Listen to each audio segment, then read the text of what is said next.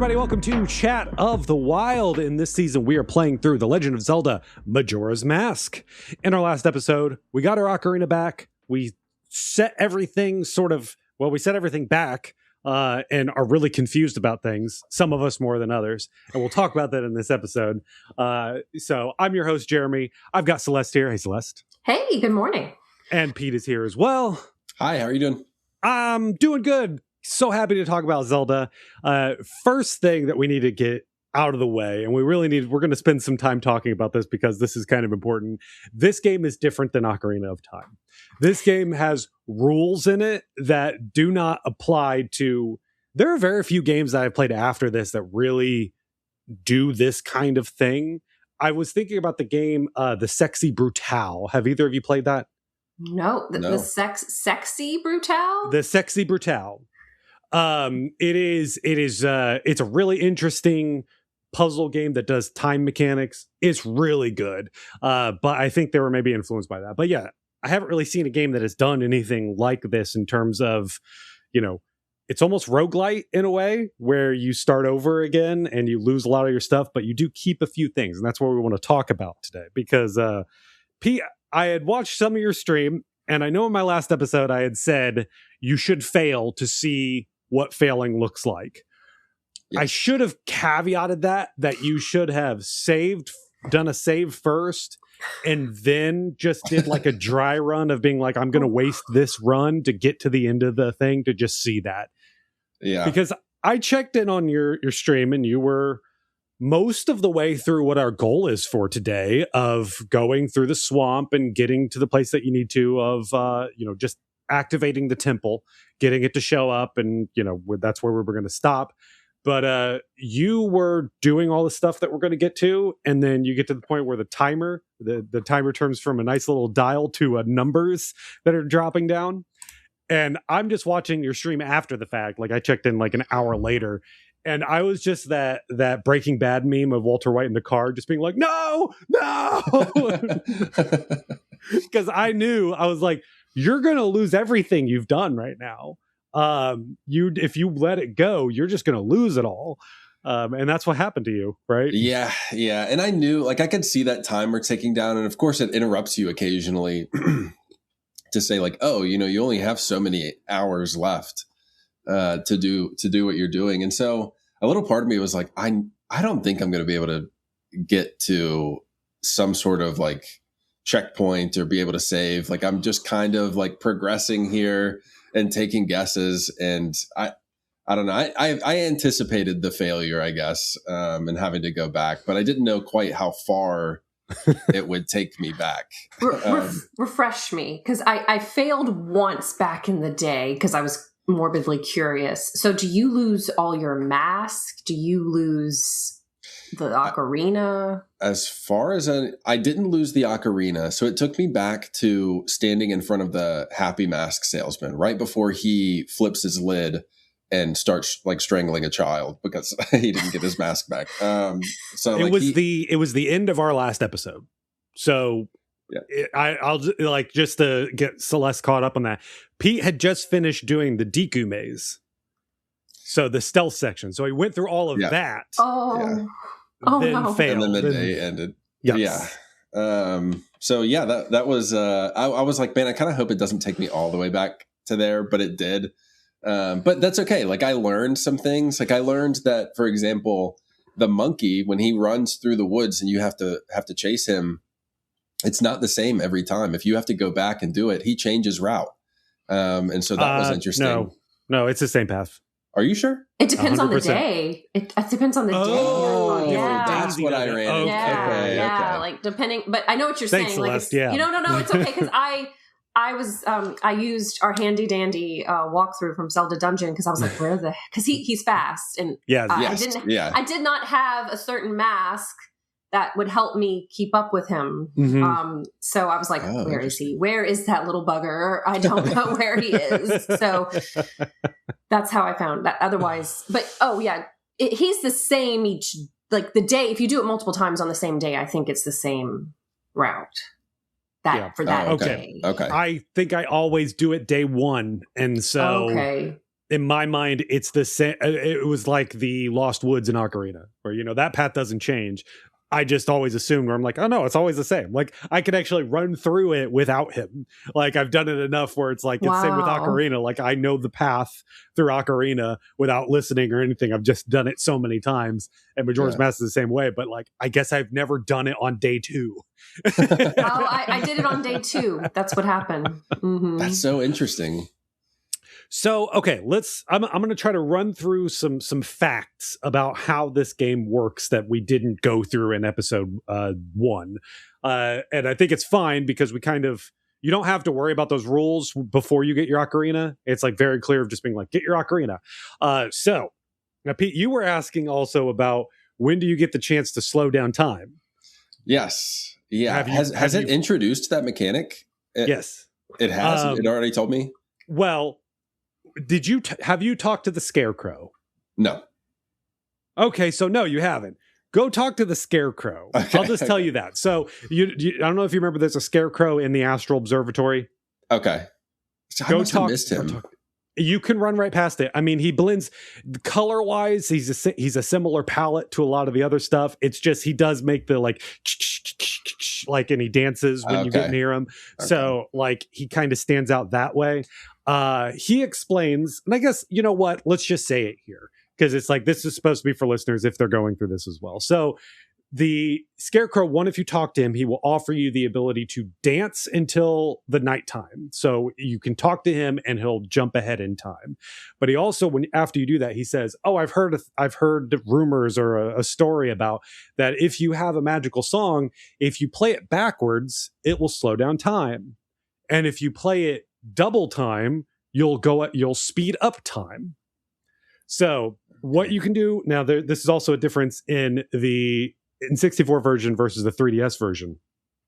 Slow down time is the same. You play the song in time backwards, it slows down time. You play it again, it reverts it back to normal.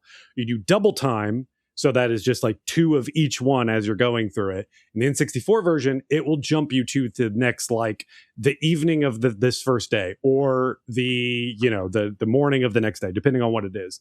3DS version lets you just like move the timer. Right, Celeste? I haven't doubled time yet because I want all the time I can possibly have, but I have slowed down time. And Let me confirm that real quick. But I think it slows it down a little differently than the N64 one in terms of the increments. Possibly. Like what, you think you get more time? I think you get more time, actually. Oh, interesting. Okay. I could be wrong.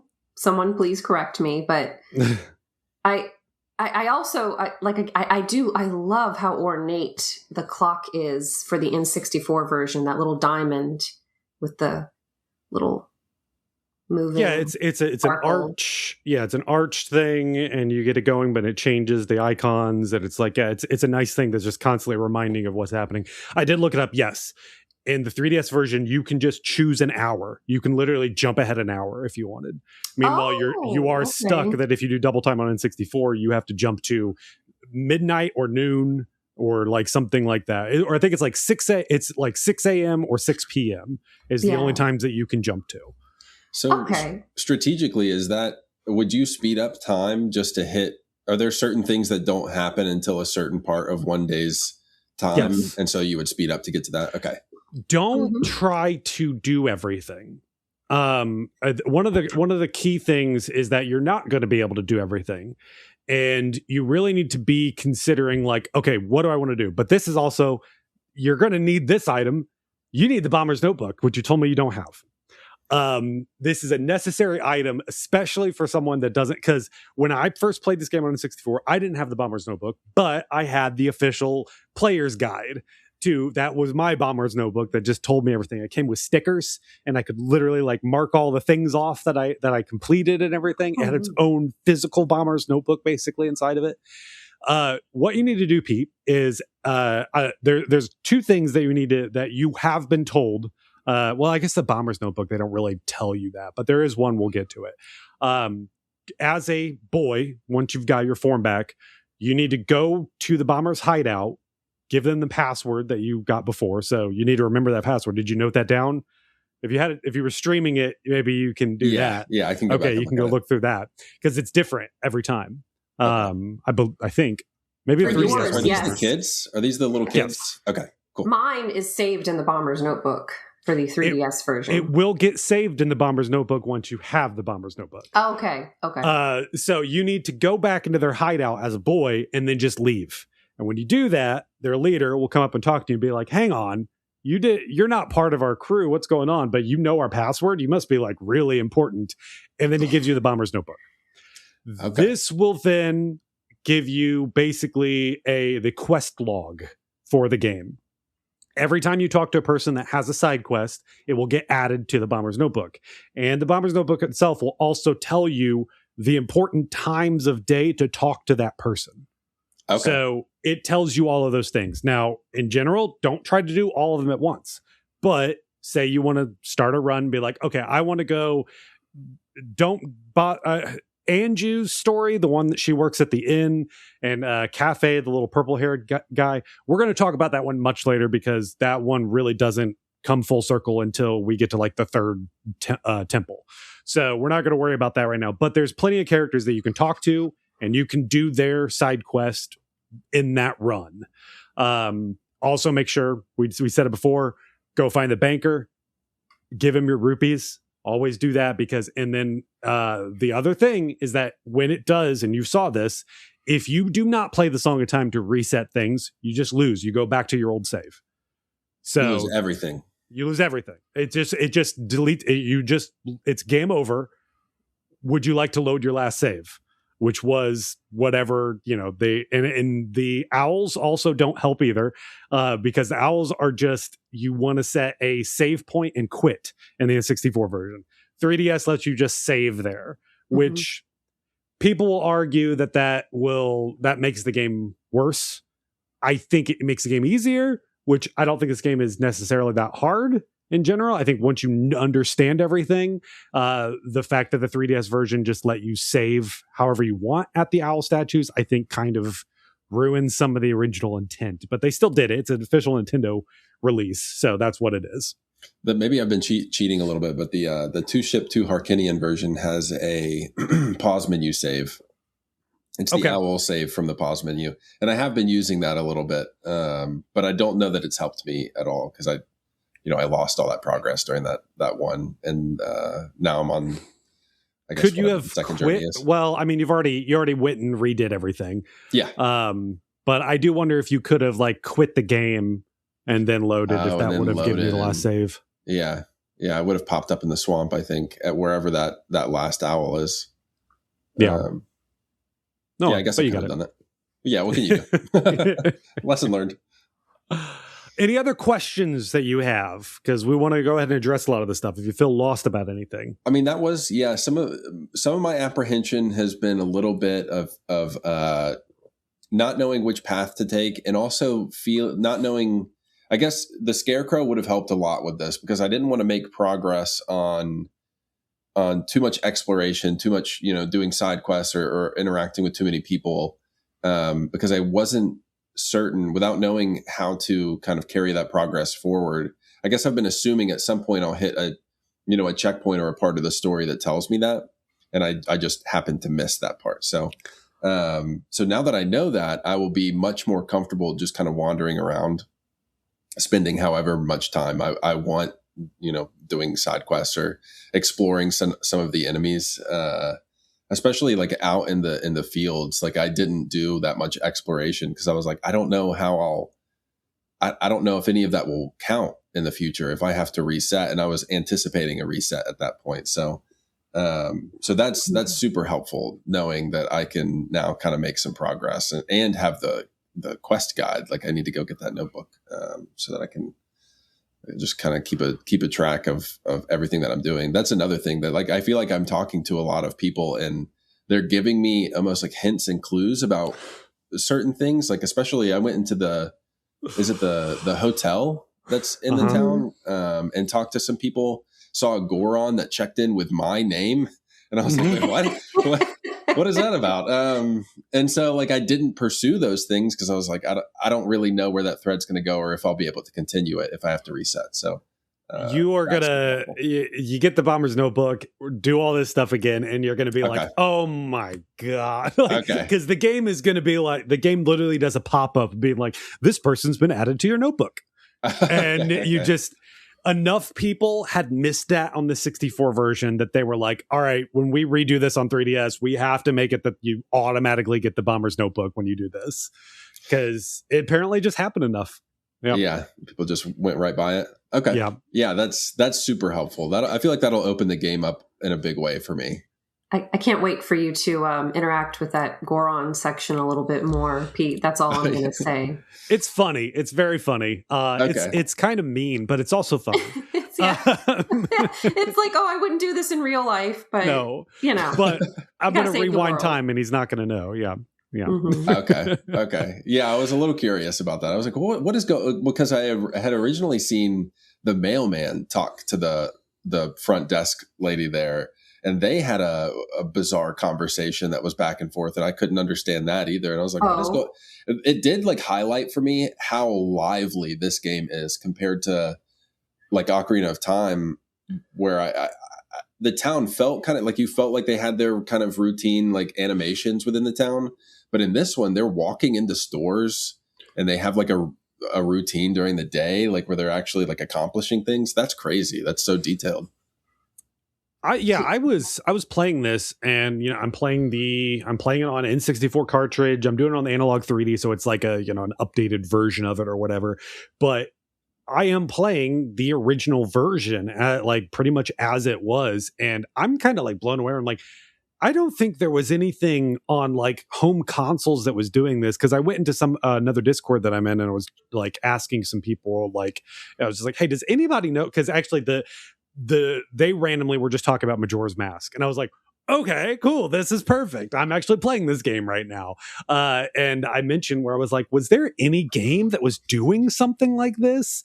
And some people point out like Ultima was a PC RPG that had a thing where like characters would move around and do all that, and so that would have been something comparable. But there was definitely nothing on the 64 that was like this.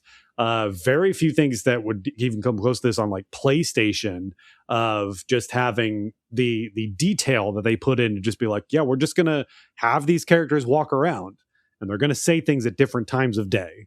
And like, that's huge in terms of like really pulling you in and making you like believe that this is a living world and not just a playground for you to interact with. Yeah. I noticed if you talk to them more than once, they have more than just one thing to say too. Like you can hit that talk button again and more will come out. Like that was so cool to me. Mm-hmm. I'm so used to like older video games like that. They have their one line. You talk to them again, they repeat it. And that's it. I do have to ask, Pete, do you remember the bizarre conversation between Anju, the stockpot innkeeper, and the postman? It was like, it was very nondescript. That's what I remember. Like they were not being specific with each other. They were man, what was he saying? They were confused about something, but they weren't talking about what it was. And so I was extra confused, just not getting the context for whatever they were saying, I think. He was delivering some mail to her, I think. Okay. Yes. But he's just like, he's so oblivious. He only cares about the mail. Like, because he's just, and I love his voice clip where it's just like, hey, yeah. Because she's just like, wait, what is this? And he's just like, mail. Here's your mail. Oh, okay. Like, because I remember it, but I think she's asking, like, where did you get this from? Who is this from? Like, I think, okay. Well, it will all make sense, Pete. We will we'll have a whole talk. Like that is the biggest quest line really in this game. But we can't really, I think once we can go full circle on it, we'll actually talk about that one. But feel free to go and, meet some people and get some masks and all of that stuff. I think we should talk about some of the masks, even though Pete didn't collect some of those, just so we can like tell him, okay, you should do it. Because there's a couple. So most of the masks are like, you get it once as a reward to say you completed this thing, and then maybe you can use that mask to get a heart piece somewhere. There's only a couple that really like have like big effects on how you play the game going forward. But most of them are just like oh, you finished my quest line, here's a mask for you. You can wear it, and it's kind of funny. Like one you need to really check out, because you were told this, so I'm just going to refresh your memory on this. When we helped the Great Fairy as a Deku scrub, she told us, when you get your form back, come and see me again. You need to go do the fairy thing again as a boy, because she's going to give you a mask that is going to be very helpful, especially as we go into this first dungeon, because there's going to be a side mission in every single dungeon where that mask is going to be incredibly helpful. Does that mean you have to go get the fairy piece again? Yes. Okay. Yep. Mm-hmm. Yep. Because I think I wandered back in there, and she had been, split apart again. There were a lot of the little babies floating around. But I didn't go get the other piece because I thought, oh, we're done with this part. But I forgot that she mentioned that. I think what I like about this is, like, Jeremy had asked us, what mask did you all get before we record? And we don't all have the same mask necessarily. Yeah.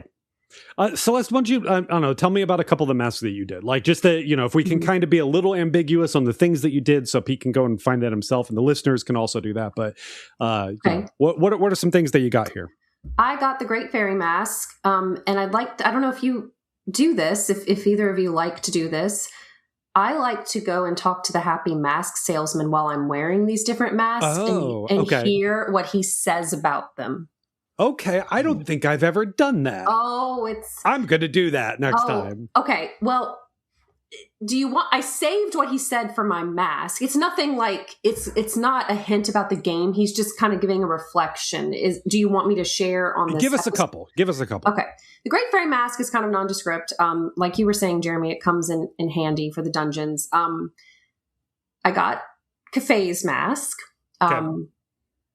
The Happy Mask salesman says, the worry of a concerned mother is expressed quite well in that mask. Pete, you will understand why. That's all I'm going to say. I got the Blast mask, which, it's pretty violent, but the Happy Mask salesman says is that is a fine mask. It is filled with feelings of gratitude. That makes sense. I got the Bremen mask, which I did a lot of research on this, but I won't go into it right now. I can wait till a little bit later if you want, like the history of it, why it's called the Bremen mask.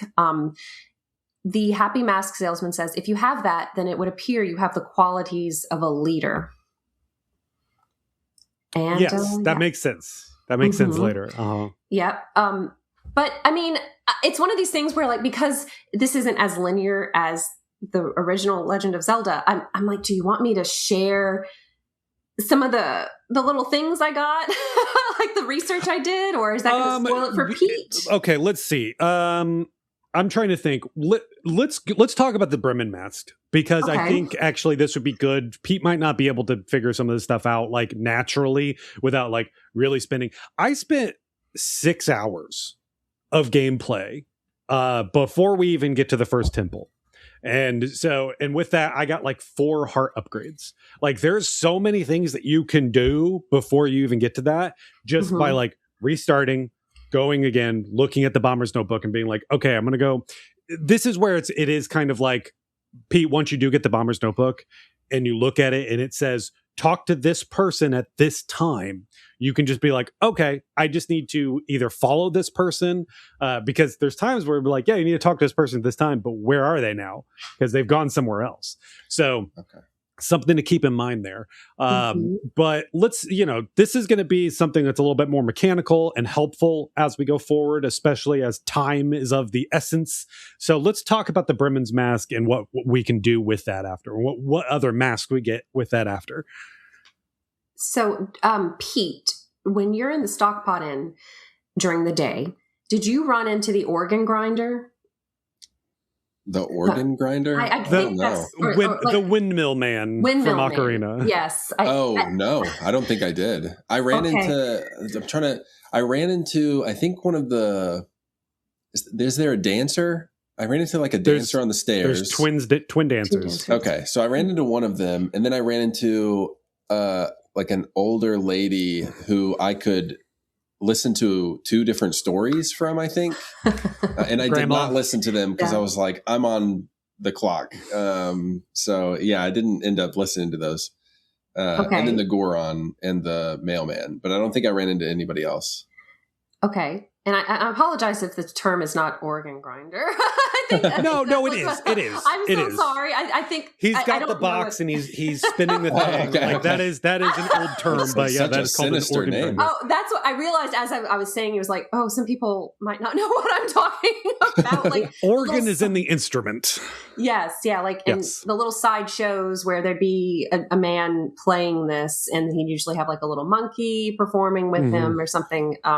This goes way back, but his name in this game, Majora's Mask, is Guru Guru, and it is Guru Guru is a common Japanese onomatopoeic phrase meaning turning round and round, whirling or spinning, which That's makes cool. sense Yeah. since I know that's not his official name in Ocarina of Time. So the Bremen Mask, it's called the Bremen Mask because it appears to be named after a Grimm's fairy tale titled Town Musicians of Bremen, in which a group of animals decide to leave their masters and become traveling musicians. And you can see a statue based on this fairy tale on the Wikipedia for this about this tale. I was just curious. I was like, okay, who's Bremen? What is Bremen? You know? Yes. Yeah. But yes, Pete, you Guru Guru is in the inn during the day, and then he's somewhere else at night, and he'll tell you his story about. It's so funny. Yes, it's He's so ridiculous. funny. It's ridiculous. You see his rage come out. But I was a band student. I did both symphonic band and marching band, and I played the flute. And at the time I was in 6th grade when I got this, and what you do with it, I thought was the cutest thing. It is Yeah, I get that. Sure. Yeah. Oh Okay. my god! So should I say it? I don't know. Yeah, go ahead. I think no.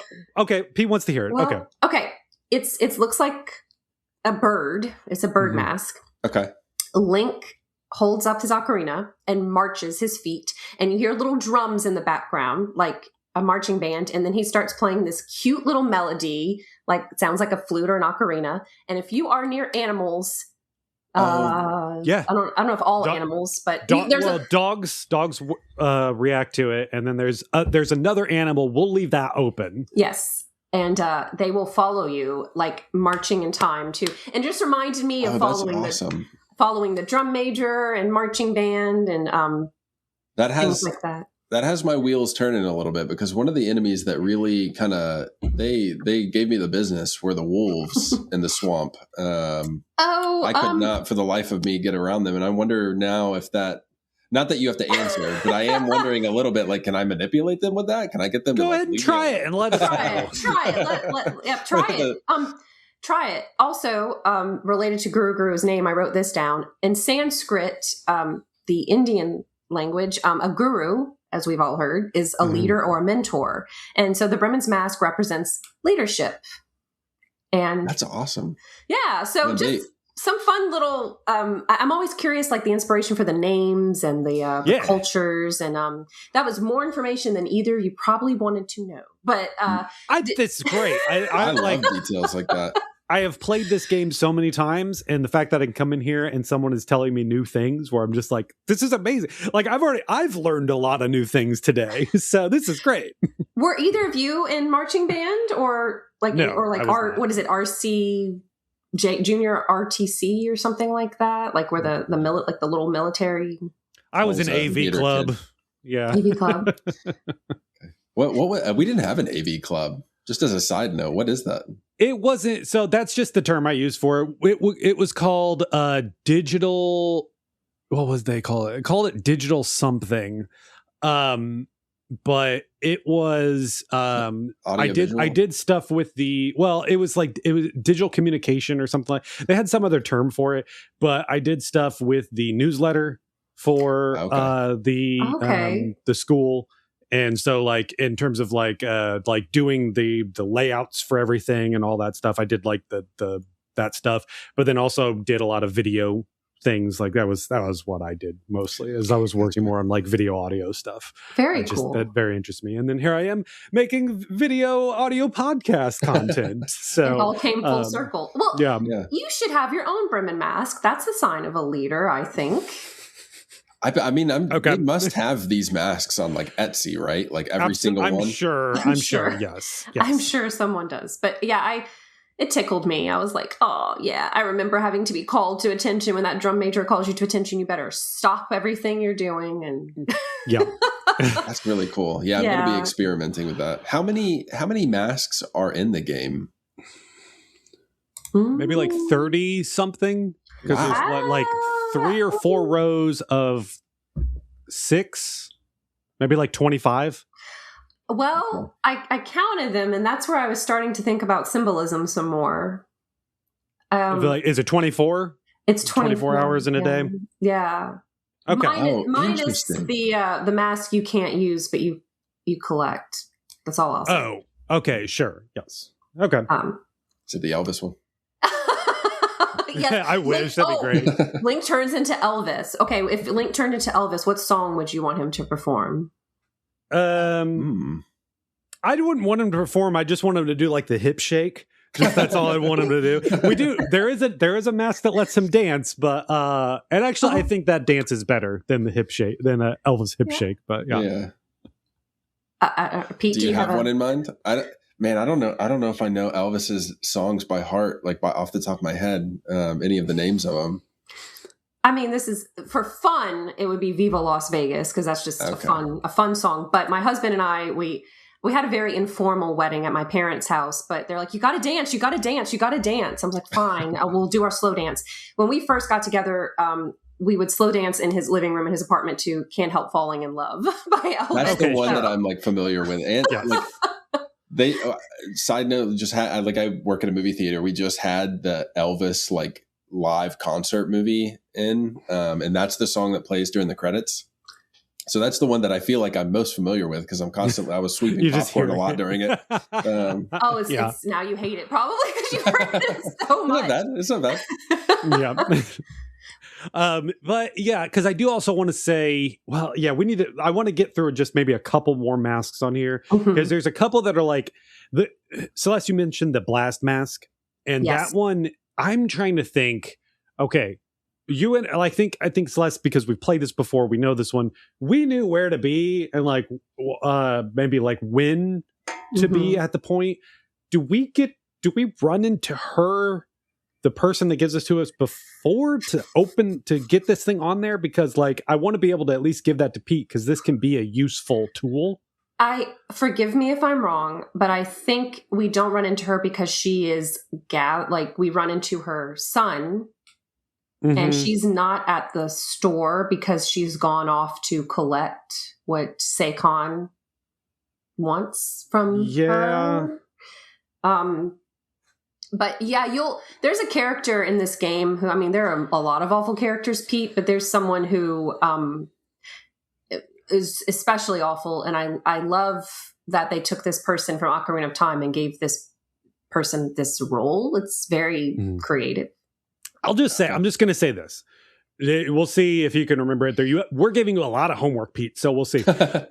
North Clocktown, that's where the big balloon is. That's where Tingle is. Be there at midnight on the first day. Okay. I'll just leave it at that because like you can get something from there.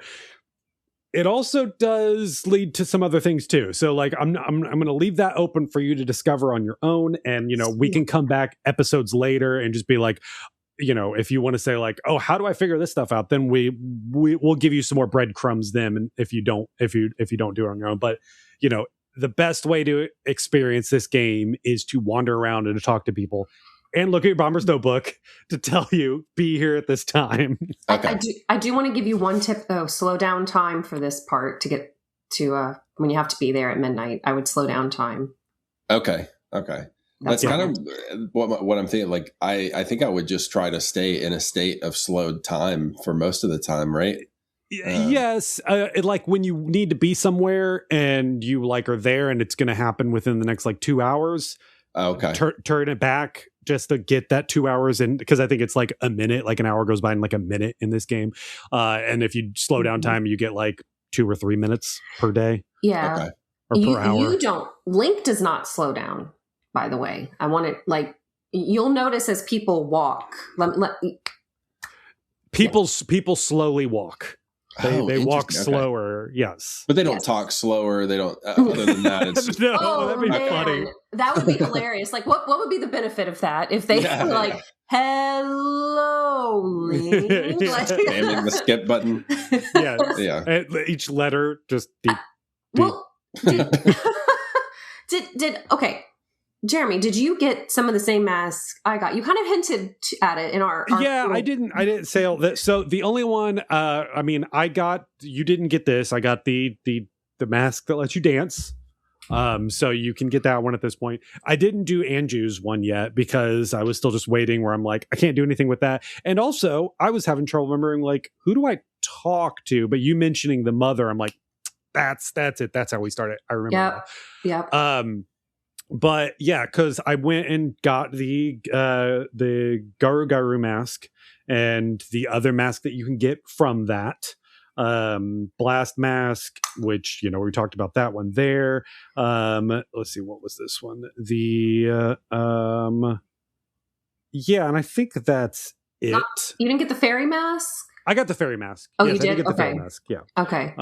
Which we'll talk about that in the next episode, about the importance of the fairy mask and everything. So yeah, Pete, make sure you go and do that. That's an easy quest to do. Also, it'll be like, once you get your bomber's notebook, and you'll see how that stuff works. And it's like everything sort of fills in. Everything becomes so much easier because the way you're playing it right now, you are in a foreign land and you are not speaking their language right now. So yeah. Yeah. Oh, and I can be a little scattered anyway. So just like trying to follow the different threads that the game is throwing at me. Well, imagine if you were like, what a great analogy, Jeremy. Like if you literally were thrust into a different city and you're like, who is who and what? And yeah, you don't have a translation book with you or anything. It's just sort of like, these are people. I understand people are people and everything, but like, I can't figure out how to do what I need to do here. Okay. I have to say it is. I mean, I know like the game would be infinitely harder if this happened, but it is interesting to me when you think about it, like the whole concept of fate, like the happy mask salesman says, you've met with a terrible fate, haven't you? And then every time you reset time, everybody's schedules. They do not veer off from their schedules. It's like, oh, is that their fate? Like the second day, exactly where to find them. Exactly what they're going to be doing at certain times. Yeah. We'll cover a lot more in the next episode, because the next episode after we do the temple, we can just talk about everything else that we can do. So yeah. It'll be interesting. I'm going to keep that in mind, though, that thought about fate, because that does seem like a big theme for this game of following your destiny and getting thrust into a situation that you weren't anticipating, didn't want, didn't hope for, and having to follow the thread of that. So yeah, and keep that in mind. Link being the only one that can change it. Yeah. Oh, yet again being the only one. It's such a deep game. It's so we're like, but yeah, as you can see, Pete, we're like, even Jeremy and I are we've done things a little differently up to this point. Yeah, I'm curious to know if there are characters that within these 3 days, if they pass away at any point. Like, I guess that's one thing that I'm thinking of too. Is that part of their fate? Is there a character that you can't talk to after a certain point because they're gone? Is there? I don't know. I'm so curious to kind of see what they do with some of that. What a great question. And there's something that's popping in my mind, and probably Jeremy's, and I'm not going to say anything. Okay. I'm excited to see all this. I mean, it's far more. Which I guess I don't know why I didn't expect this, but it is so intricately designed. And I think that's what put off some people. Like, the time thing scares off a lot of people. Like, especially like someone like you, Pete, coming into this the first time, and then you did all this stuff, and then it just said like, you didn't do it right. So we're going to kick you back all the way over here and you got to do it again. And some people might be like, what do you mean? Like after playing Ocarina, where like there really isn't like any punishment other than like dying and game over, and then you just go back to a very recent save whenever that happens. And this one is very much like game over means that you could have lost, an hour's worth of progress. That or more if you're not paying attention. So yeah, I can understand why some people didn't like this game, because of, if you go straight from Ocarina to this, they are just so different from each other. There is a lot of core action adventure elements that are just like in Ocarina, but everything else about it, the clockwork nature of this game, is just like nothing else. And there have been very few games since then that have done anything like this, and that's why I love it. I going back into this and seeing everybody move around and do all these things, it was like it was coming home for me again, of just being like, oh yeah, this game really like kind of made me who I am. Whoa. Ocarina was one thing to just be like, oh, this is a really cool video game. Video games are cool. And then playing Majora's Mask to just be like, this is weird and it's kind of molding my personality. Like it was in a way like I was, let's see, because this came out in 2000. And so I was 13 at the time. So that was very, that's early teenage years, brain developing and all of that stuff, and being like, oh no, this is imprinting on my personality. Okay. I was 11. Yeah. So yeah, you're around the same age. So yeah, I was blown away. Yeah. But yeah, oh man, I love that you say it made you who you are. Is that something you want to say for like a recap episode? Do you want to think on it, reflect on it? That's just so intriguing to me.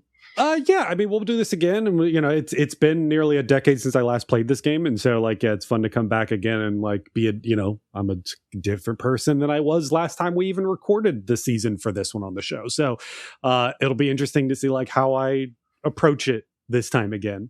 I'm definitely feeling a little bit more. I'm letting it seep into me a bit more, where before it was like I was kind of playing it as like a video game and be like, oh, this is a fun video game and I like this, and I'm going to go talk about it with my friends and we're going to be like, oh, isn't Zelda cool? Now listeners may remember that when we did this before, that Brian on the show actually really doesn't like this game, and so throughout the whole thing we were playing this, he's a big Ocarina fan but just didn't really like Majora's Mask, and there's a lot of the things that I still think about that he didn't like, that I'm just like, but I just love being in the moment. I love just being immersed in it, and like the nature of like, oh, you have to wait for this thing to happen. I'm like, that's cool, man. I'm just gonna sit and I'm gonna listen to Zelda music and I'm gonna watch people walk around and I'm just gonna like relax. It's like, this is something where I look at this and I'm just like, yeah, being able to sit down and relax and just be in the moment is something maybe I am trying to get back to again, especially like, that got my work life and my personal life and everything's moving so fast. And as you get older, you have less and less time. Yes. And so the idea of being able to, one, slow down time, God, that would be amazing. And also being able to just say, you know what, we're going to start over. I'm going to do this right. Like there's so many things where like, yeah, it'd be cool if I could do that. But, yeah, we'll this will be a through line, I'm sure, this entire season, Celeste. Oh, I'm so excited. What are your feelings, Pete? I mean, I know it's still very early on, but I feel like that rings true in a big way. Like, I guess one thing that was thinking about while you were talking, Jeremy, is that like games right now are like almost train you to be very objective based, where it's like, okay, here's your here's your icon on the compass. Beeline to that. Go take care of the objective. Mm-hmm. Then you'll get another one. Beeline to that one. Go take care of that objective. And so it's more of like accomplishing a task list, where this one, especially the way that you guys are talking, sounds a lot like you should live in this world a little bit and come to understand it, come to be familiar with it, and start to feel like you're almost like a force moving through something rather than just going from objective to objective and like checking off putting a check on a list. So yeah, I mean, I felt some of that during this, which I'm excited now that I will have the notebook and everything to be able to go back and appreciate it and live in it a little bit more. Because there are some like environments and stuff that I absolutely love, like the swamp environment with the rain. Mm-hmm. Oh my gosh. Like I could spend time just wandering around in there just to appreciate that very specific vibe. Mm-hmm. Yeah. Let's take a quick break though. And when we get back, we'll talk more about the swamp. Hey, listen, we've got some more shout outs that we want to do. We got a couple quick little plugs before we get on with the episode. As I said before, you can go and comment on the Spotify episodes. You can leave us a review on Apple Podcasts and we'll read the nice ones on here. You can also reach us at contact@chatofthewild.com. For any questions that you have, any suggestions, we're definitely open to that. We'd love to know what you listeners would like to see from us. We obviously can't do everything, but it's a good idea that if you have an idea that you think you would enjoy us doing and we would also enjoy doing, we want to do that. Time permitted, of course. But I have a couple comments here. So I've got one from a review from Chicken Jockey One More Time. I know that's a Minecraft thing. I don't know if that was a big deal. They just said, hi, Triforce. Hi.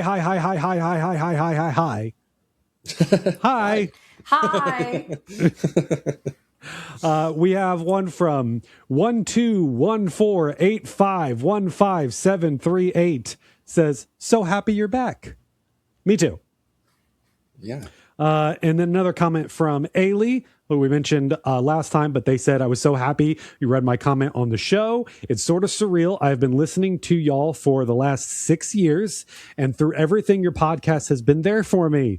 I recently turned 18, which I just did the Matt Damon aging gif from Saving Private Ryan there.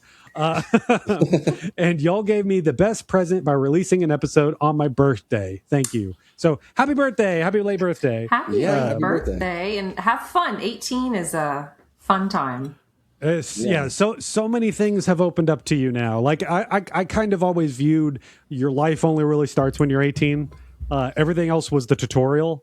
And then now, although like you can do the extended tutorial afterwards, right? If you want to go to college, you want to do all that stuff. But from there on, then it's just like, now you're an adult. Now you can get arrested. Now you can get ownership on things. Don't get arrested.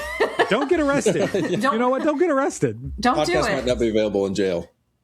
Yeah, you might not be able to listen to us. But yeah, I hope you blasted Alice Cooper's 18 on your 18th birthday. Yeah. I'm 18. Do you think they know who Alice Cooper is? Well, you should. rock star classic for sure. But so thank you so much again. Leave us reviews on there, leave us comments, all that stuff. We love seeing that. We listen. We definitely listen to that. Celeste, anything going on with ROM? You know what? You don't talk too much about it, but I'd love to give you an opportunity. So our next issue is going to be coming out this summer. We are in the editing phase right now. And because we all have full-time jobs, it does take time and it's all volunteer driven because each piece goes through 2 rounds of edits. So the editor and I, the other editor, AJ Rush, and I will alternate because the first round edits tend to be the lengthier ones because we're really like, hey, is your thesis developed? Does it flow well? How's the grammar and everything? And then the second pair of eyes is kind of a sanity check and anything we may have missed. So we're really enjoying it. And AJ is a writing professor. So now that the semester's over, I think she'll have a little bit more time, which I understand. You got to take a little break after grading papers. Sure. To move on to that. But next issue is time, and the issue after that is space, and we are taking pitches for people's submissions for space. So visit readonlymagazine.com, and if the word space inspires you, however that inspires you, whatever that means to you in video games, we'd love to see your ideas. Yeah, I'll have links for that down in the show notes, so go check that out. And then also, just a reminder, I do streaming every Wednesday night, typically starting around 7 to 7:30 Eastern time. Only like a couple hours here and there just to do that. I did go and do a random stream of Mina the Hollower just because Saturday I had some time and I've got to go and record some video footage for a review that I'm going to be doing. We'll have a special bonus episode going up on this channel with Jonathan Dunn, former co-host here, also host of our 3 Cents podcast. So love hanging out with Jonathan. He was co-host with us for our, what was it? Was it Phantom Hourglass or Spirit Tracks? And then also with us on the Link Between Worlds seasons. So it's a lot of fun. Really excited to get him back on here again. And we're both really enjoying Mina, so we can't wait to talk about that. No date on that yet of when it's going to go up. We're going to wait till he finishes it. Yacht Club Games was kind enough to give me a review copy, so I had it about a week ahead of time. But there's a lot in that game, so I'm still only like halfway through it as of this recording right now. But yeah, I mean, this episode, this little cut's going up in like 2 weeks, so maybe I'll be done with it by then. We'll have something up there. But check out our Blue Sky for updates on that. I'll keep things posted for when we know some time when that's going to go up. Anyways, you can check out links for all our socials down in the show notes and any other work that we do. Shout out to Haunted for editing this episode. And thank you to Mikel for use of his music. Be sure to check out the Zelda and Chill series, as well as other lo-fi albums that they put out. Lots of great stuff on there. All links down in the show notes. Anyways, let's get on with the show. Welcome back. This is Chat of the Wild. We are talking about Majora's Mask. And now we are ready to continue with the game. I loved our discussion beforehand. So much to talk about, and there's going to be so much more to talk about in the future. But let's hit some bullet points on some objectives. So Pete was just talking before the break of, oh, it's just great. You know, the other games feel like you got to check off these boxes. We got to check off some boxes right now, though, guys. So we go to the swamp. We head that way. Now there is a split path that we can go to, and you can go down Milk Road. There's some things that you can do on there. Pete, did you go down that way at all? Okay. No, I got jinxed by a skull, and I was like, okay, maybe I shouldn't wander around too much because Jinxed by a skull. Yeah, it's the what we talked about them there in Zelda 1. The float bubbles. The bubbles. Oh, yeah. There's at nighttime in the wooded area. Yes. I think in Termina Field. I think once you go into the swamp, like the entrance in the forest, they're not there. That's where all the wolfos are, and so that's where you got to deal with all those guys. Yeah, one of the directions you can go is Milk Road. I'll just say currently we're not going to be able to do anything there until day 3, and even then, although go there day 3, Pete. Just go down that path, and you'll get a beautiful moment. We'll talk about that. That's going to be a couple episodes from now because we can't. I'll just say we can't go through there until after we complete the Snowhead Mountain, right? Snowhead. Mm-hmm. Yes, that's right. But we're going forward in here. We're going to the swamp. Now we have 2 little detours that we can take here. One is a shooting range, but we can't do that one yet. But there is a fishing hole over there on Celeste's game. Did you go fishing, Celeste? Not yet, actually. Okay. Because I wanted to get to where we needed to go first, but I did you guys watch you remember the cutscene where we learn a little bit more about Skull? Yes, thank you for bringing that up. I intended to, then I got distracted on Milk Road. Yes. That's okay. This game is Celeste, distraction the game. Celeste, you want to tell listeners about what happens here? You learn a little bit more about Skull Kid because is it like that big log that you can walk through that kind of triggers Tattle to? No, it's not that log, but the cutscene there is a scene in that log. There's a tree just at the entrance there that has a little inscription that then starts the cutscene. Is it Skull Kid with the fairies, the little drawing that he made? Yes, that's what it is. He makes a little It's a little drawing of him and his 2 friends. Yes, yeah. and then Tattle starts telling you how they found it's raining, and Skull Kid is shivering in that huge log, and they befriend him, and you see some very cute little memories, like he's doing cartwheels in the grass, and they're playing, and then am I forgetting anything before I get to where they meet the Happy Mask salesman? No, it was cold, and they were both trying to find all three of them were trying to find shelter, and they all just happened to find shelter in this one hollowed out log that you can walk through on there. And then they just all huddled together to stay warm, and then they talk about how just like, oh, they all just became immediate friends, and they were spending a lot of time together, and everything was fun. Then they meet. Well, this is what I want. Pete, you saw this cutscene, right? Mm-hmm. Okay. They just show the happy mask salesman on the ground. Like, I think he's lying on his back and his sack is to the side. mm-hmm. And then Skull Kid is looking at Majora's mask, and you kind of put the pieces together. But do you think now in the manga, it makes it sound like he maybe attacked. They were bartering. Yeah, they were bartering in the manga. Like, they were originally talking, like, Skull Kid approached him. And yeah, that is a difference in the manga. Skull Kid like approached Happy Mask Salesman, and he was intending to sell masks to him, and then Happy Mask Salesman said, "No, you can't have that mask," and then Skull Kid just stole it and ran away. In the manga, this one he just knocks him out. It looks like. So he does that.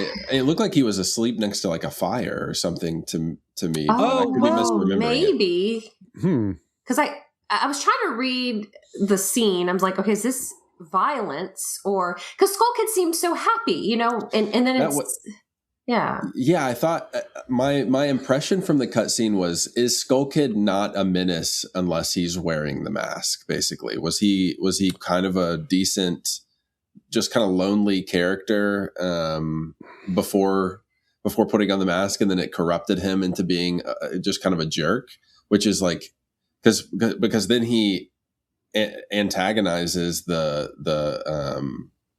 not Tail. Why am I blanking on? Oh, Tattle? Tattle? Yeah. And betrays Tattle.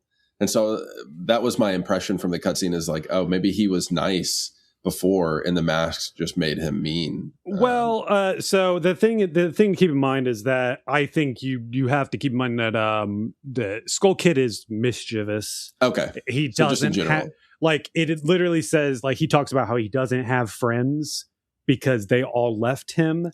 And so, like, there are certain things where you want to be, he's a kid, right? They frame it as a kid, but he is just sort of like an eternal kid. Like, he's a spirit in a way, lives in the wood and just like has this form. But in my mind, I think more of someone like a Loki, like in terms of being a mischievous sort of character where like you can feel something for them, but in general, they refer to him as an imp. Which isn't necessarily like a kind character. He's a forest dwelling creature that probably really is trying to fend for himself most of the time, but at some point found himself just alone and unable to actually, take care of himself, and then made friends with some fairies that, they also here. I've got the thing pulled up here. We'll see what this looks like. But yeah, that's my take on Skull Kid. Is in general, it isn't that he was like a good boy or anything like that. He was a forest spirit that was known to potentially also. You were warned of the Skull Kids in Ocarina about, like, they're in the forest and you got to be wary of them. They will attack you in Ocarina. So that's another thing to keep in mind, is like you communicate with them in Ocarina through your Ocarina. You can play a song and they'll like that and reward you, but they will also just flat out attack you. Okay. I guess that tracks with the fact that my memory is that he steals the mask. So yeah, he would have to be a little mischievous to be, I guess, willing to do that. Yeah. So there's no fire. We do just see Happy Mask Salesman laid out, like on the ground, and his bag is next to him. So read into that how you want. Okay. Maybe he knocked him out. Could have knocked him out. Could have been asleep. Either one. Tattle, before we see that scene, she's like, I don't know why he did what he did or something. Yes. Oh, okay.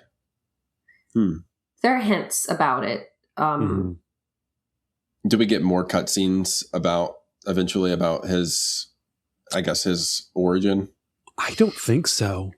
Okay. You learn about some other people in his life, or creatures in his life. Yes, there is. Yes, there is that. But I'm interested to see kind of how he reacts once we get that mask off of him. Will he be ashamed of his behavior or what? I love the questions you're thinking of, Pete. That's yes. But let's see. Let's get back to running through a few things here. So I did not fish. No, you didn't fish. So that's fine. We can talk about the mini games later, because we can't even do the shooting range right now anyway. So we'll be able to do that after. We'll be able to do it after this temple. We can go to the shooting ranges. We can also complete all of what is it? Honey Darlings. I did that as a Deku scrub, actually. Right. But if you do all 3 days, then you get a bigger reward, but you can't do the third day until you have the bow. Mm-hmm. So we get into the swamp, and this is also just one of my favorite things. Is the first thing we see this little the shack floating above the water. We're also told by Tattle that the water is poisonous and all that, so be careful of that. In the manga, it's very quick of Link does get poisoned by the water, gets knocked out, then the monkeys come and help him, and that's the deal where the monkeys say, hey, we helped you, now you got to help us. But our path that we take is a little bit different in this. We go up to the shack, and this is where we find is the tour guide that does boat tours of the swamp, run by Tingle's dad. Pete, did you pick up on this? No, I didn't. Okay. I did not pick up that was Tingle's dad. Yes, he says he's very disappointed in his son. Honestly. Yes. But does he straight up call him like he wants to be a fairy or something? Does he? Yes, he says my son that's out there is obsessed with fairies. I didn't put that together. That's why he blows up that balloon to try and fly and float around like the fairies do.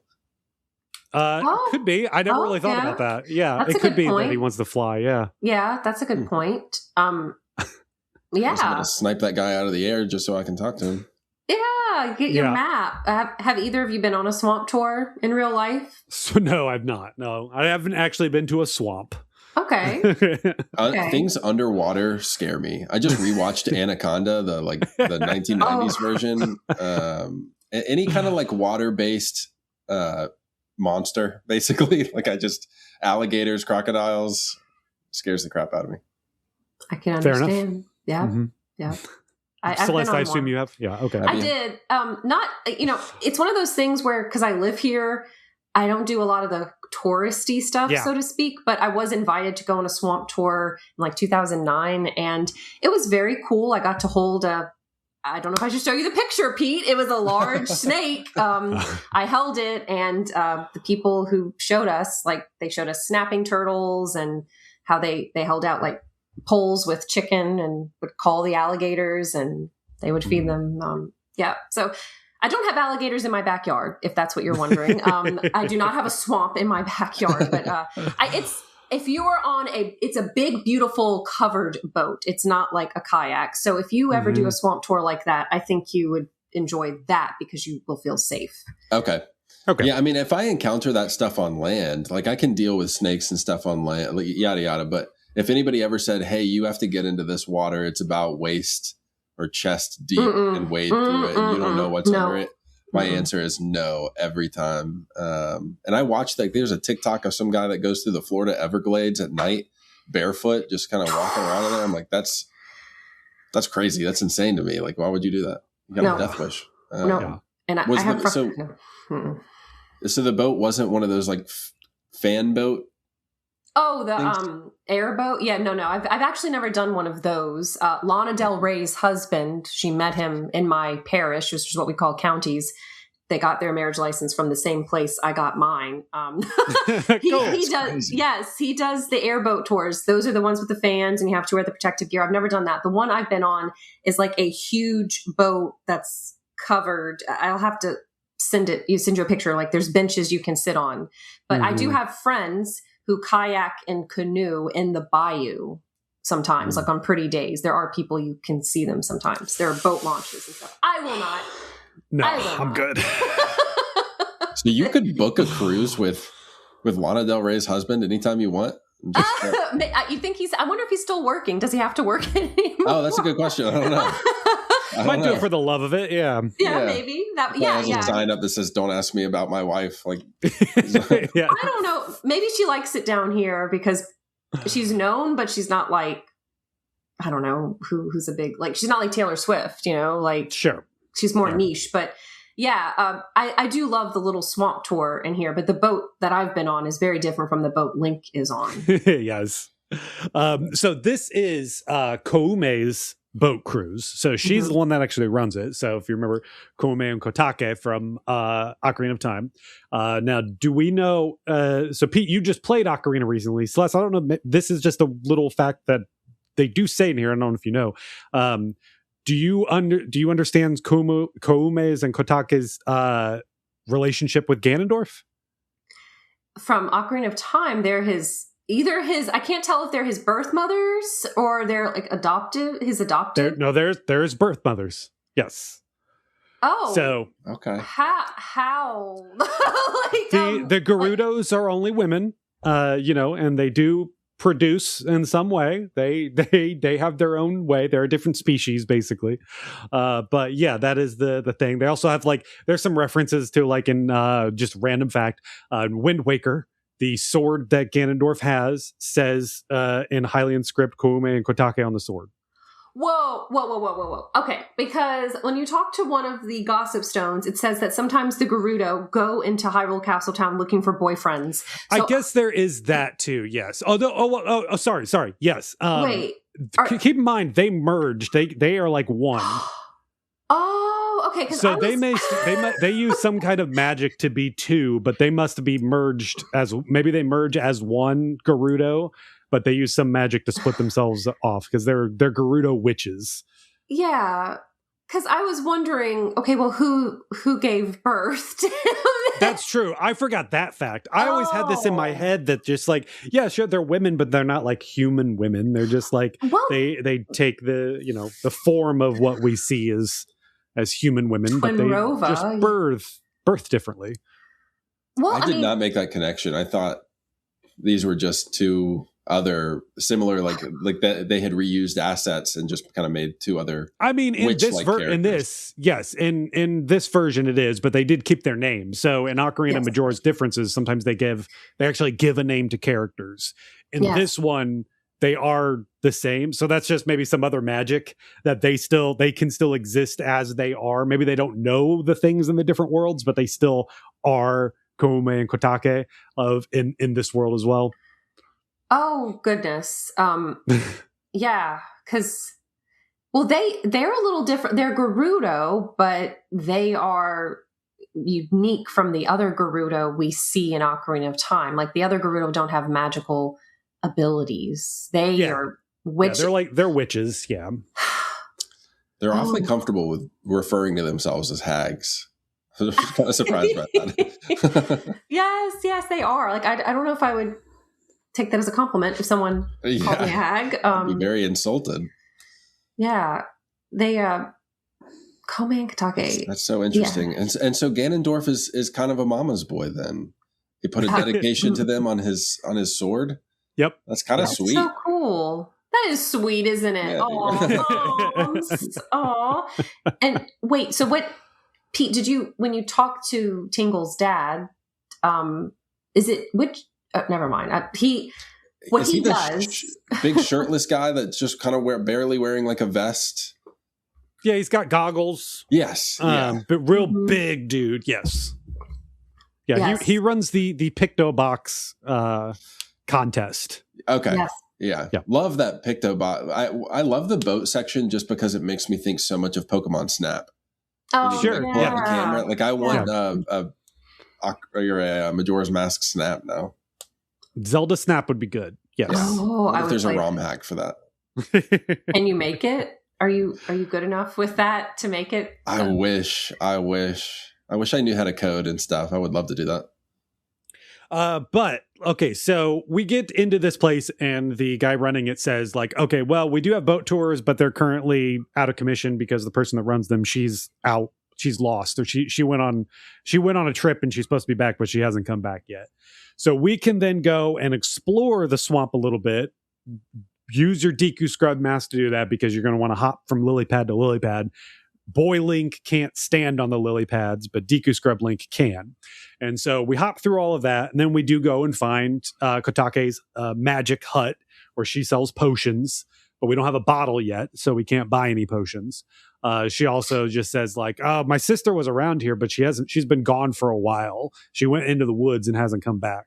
So we go into the woods, and that's where we first meet the little monkey guy, and he's hopping around, and he can just talk to us. Like, I thought you had to be a Deku Scrub to talk to him, but apparently you can talk to him as a boy too. These monkeys can just talk. And he says, "Oh, come follow me. I need your help with something." And we do a little thing that's very similar to the Lost Woods from Ocarina, where you have this like 3x3 group of little quadrants of wooded areas that you can go through. And every time you go into one, there's 3 different paths to go. And if you go down the wrong one, you get kicked back to the beginning. Follow the monkey. Depending on the day, now that I know this, he will go down different paths. We run to the end, and then that's where we find Kotake, the other witch. She is lying on the ground, passed out. You want to talk to her, and she goes and says, like, "Oh, just please help me. Go talk to my sister. She should have a potion to help me get my energy back." Then we leave, go back to there. And then that's where Link apparently explains, or no, so this would be Koume that fell, right? Yes, Koume is the one that is hurt that we're trying to help out. We go back to Kotake's hut. She says like, "Oh, you found my sister. Here, take this medicine." And this is where she gives us our first bottle with medicine. Yay, we get a bottle. Yes, so helpful. Celeste, you get more bottles in the 3DS version than we will get too. I think we only get 4, and I think you get 6. They're generous. I believe so. And I think you have to give her, does it matter? Like, is it the red potion you have to give her? She gives us a potion, and it is the red potion. So maybe she gives it to you. Like, thanks. Anyway. Should I have talked to her more to get more than just that one red potion? No, because then she just becomes a shop. She's just a shop now. Yeah. Okay. When I first wandered into that area, so when I first saw her shack, she was getting on her broom and leaving to go into the woods. So when I had to go find her after finding Koume, she was still in the woods, just flying around on her broom. And then the second time, she was in the shop that time. So I guess it's depending on what time it is. Interesting. Okay. Yeah. Mm-hmm. Oh, yeah, because that makes sense. Because then at some point, she's just going to take it into her own hands and go and find her sister. Go find her sister. Yeah, I think if you do it on day 3, she's just not there. That's exactly. Yeah. I was about to run out of time. Yeah, because you find her sister, and then you go talk to her earlier in the maze, and you say, "I found her. She's knocked out, or she needs help." And then she's like, "Come meet me back at my shop or something." Maybe. But we help her out, and then we can go back to do the boat tours. So we get there and we get 1 free boat ride because we helped her out there. And this is where we get to do our own little Zelda snap going through here. Pete, I'll just tell you, there is one picture that you want to take with this. That is like the only real quest line is there's one person in the swamp. I don't know if you've done this or if you know about this. I did.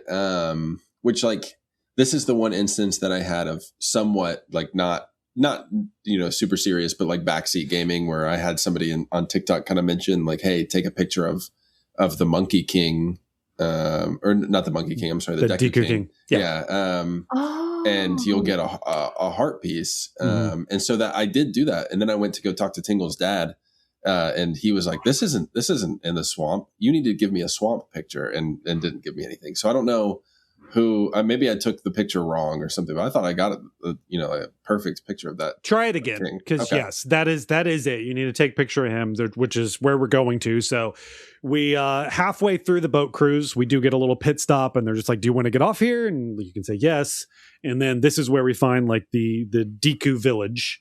And at the entrance, we have some of the dumbest guards in the in Zelda history, where you show up and they're just like, "No, you're not allowed in here. This is Deku's only. Also, we have a thing going on. Nobody can come through here." If you just put the Deku mask on right in front of them, they'll be like, "Oh yeah, you're Deku. Well, technically, you're not supposed to be coming through, but yeah, there's actually a thing going on that we're gonna go and roast this monkey. So come on through. We'll see what happens. What's going on." Doesn't that Deku Palace theme song slap? Oh, it's so good. I love that. It makes me want to dance. Like I'm not good at dancing, but I'm trying to like picture a choreographed. I don't know what style it would be considered, but it is so good. Pete, do you like it? It's crazy how they, I can't think of it at the moment, but I do know, like every time I've been wandering around, I do want to like nod my head along to the music. Like the music is just so good and it never gets old. I think it's crazy that they knocked it out of the park in such a crazy, tremendous way with Ocarina of Time's music, and then immediately followed it up and came up with more just legendary music. That's so crazy. Mm-hmm. But yeah, we go into here, and this is where we find the Deku royalty here. We see the king. He's angry because the princess has been kidnapped, and the only suspect they have are the monkeys over here. And they have one of them, and they're just like, she was with this monkey, and now she's gone, so he knows what's up. And the monkey's just like, if you go and talk to him, he's like, I don't know what happened. I was trying to help the princess out. We're trying to figure out what's going on with the poison swamp.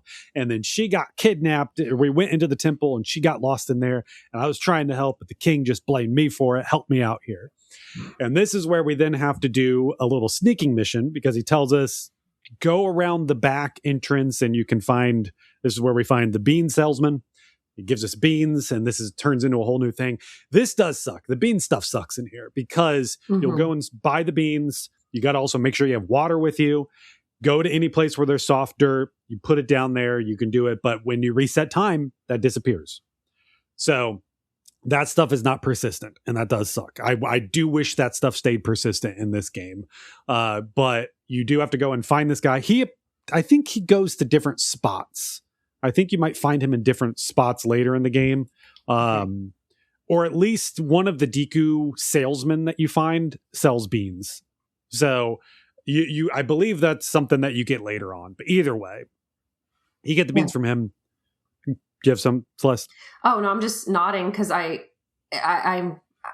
he plays a more significant role in this game than I did in Ocarina. Yeah. And yeah, so we do that, and then this is where we get the sneaking mission, where we have to infiltrate through the back door of the Deku temple here. And this one, I forgot, they do give you sight lines. So you see these like little beads coming off of the eyes, and they kind of move in like a weird way. It's not like vision cones like in Metal Gear Solid or anything like that. It's just this line of dot, and when they turn, it wiggles. Like, it's kind of weird the way that the thing moves. So Pete, this is your first time going through this. It won't be your first time going through this in this episode. It won't be the only time you go through here. How did you fare in this section?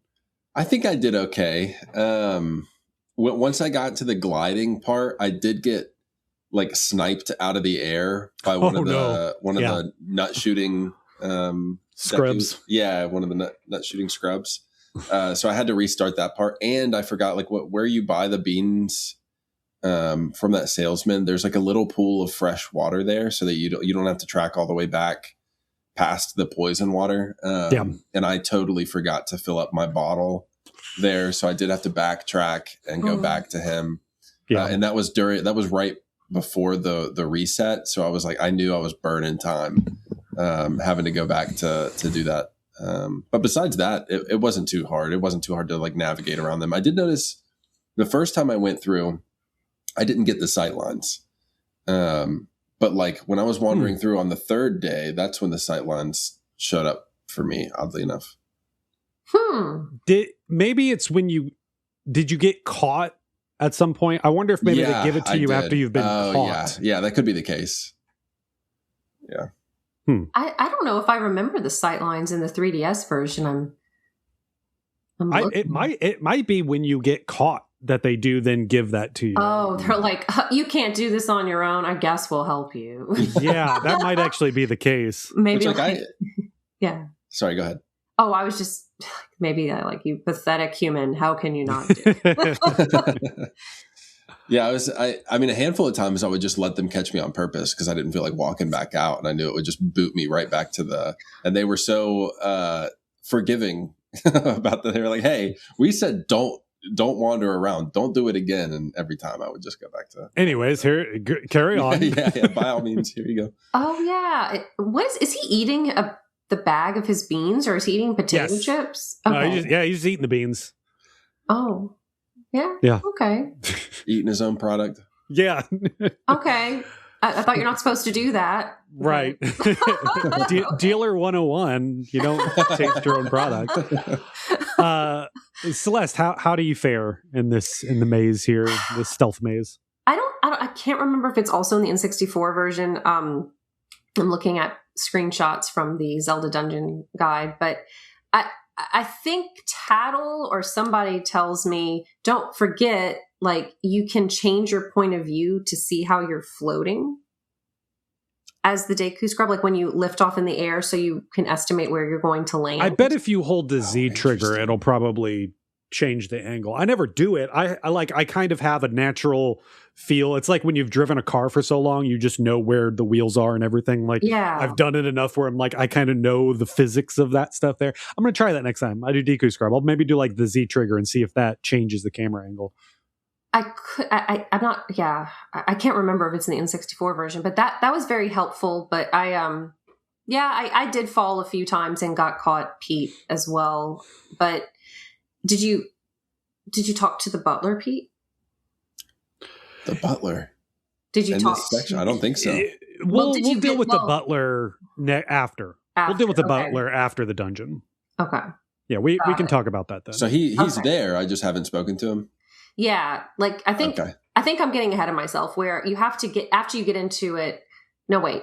You can go talk, like you can talk to the different Dekus. Like, I like to talk to everybody.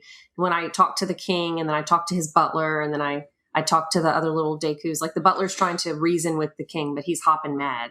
Yeah. Oh, yeah. Maybe I did then. Maybe I did. Maybe I just didn't recognize him as a butler. I did. I didn't want. His look is so cute. I wandered around and talked to like a handful of people, but yeah, I don't remember exactly what he said. Oh no, I like how he's trying to calm down the king, and the king is not having it. Mm-hmm. So then after you infiltrate, this is when Jeremy, I'll let you do the honors. We are making our way around to get to the other side of the fenced off area where the monkey is being held. And he then go and explains, like, you got to get over to there and go save the princess because it's the only way that I can get free here. And then he goes and teaches us a new song. And this is is it the Serenade? Is that what it's called? Sonata. Yeah. The Sonata of Awakening. Yes. And so he says, go and play this one over in front of the temple and go and rescue her. And then when you go and do that, you play that. Then the king notices, he's like, hey, who's over there? And we do get this like funny little scene where all the Deku Scrubs come over to Link and they just like knock him out. And it does like almost a cartoony frame of Link just getting like knocked to the floor in like a single frame. It looks kind of silly. But yeah, and he also says, go use the shortcut that the Deku Scrubs take, which is still kind of obtuse. Like, it's still not very direct on where you're supposed to go, other than there is a Deku flower to get up to a place. And we do go and wander around where the swamp tour was, where we can be elevated. We have to deal with these electric hornets that are around that are very annoying. But we also get stopped and we meet the owl for the first time in this game. And he goes and teaches us a new song. And he also says, like, with this song, we will be friends across time or in space or something like that. This song here lets us fast travel. So it lets us fast travel to any of the owl statues that we've hit. So they're not just save points now, they're fast travel points, which will definitely come in handy in the future.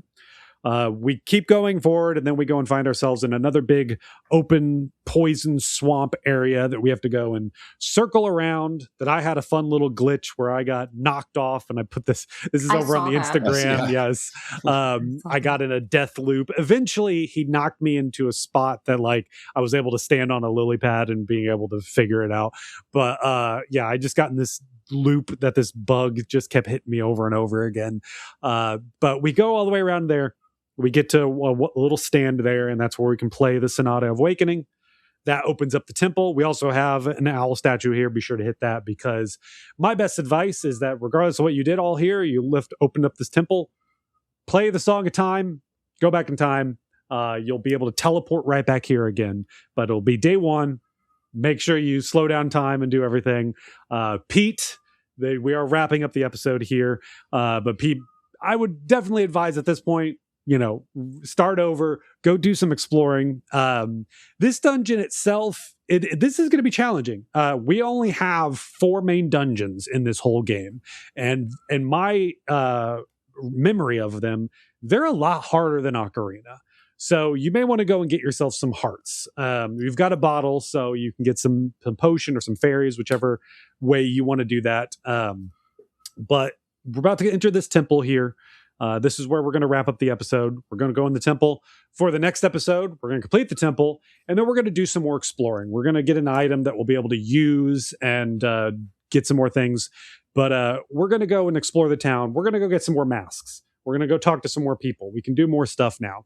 And we'll be playing up to the entrance of Snowhead Mountain. So we're not going to go into the Snowhead Mountain yet, but we'll be ready to at the end of the next episode. So complete the dungeon, go talk to some more people, get some more masks, and then we'll be back here and talk about it on Chat of the Wild.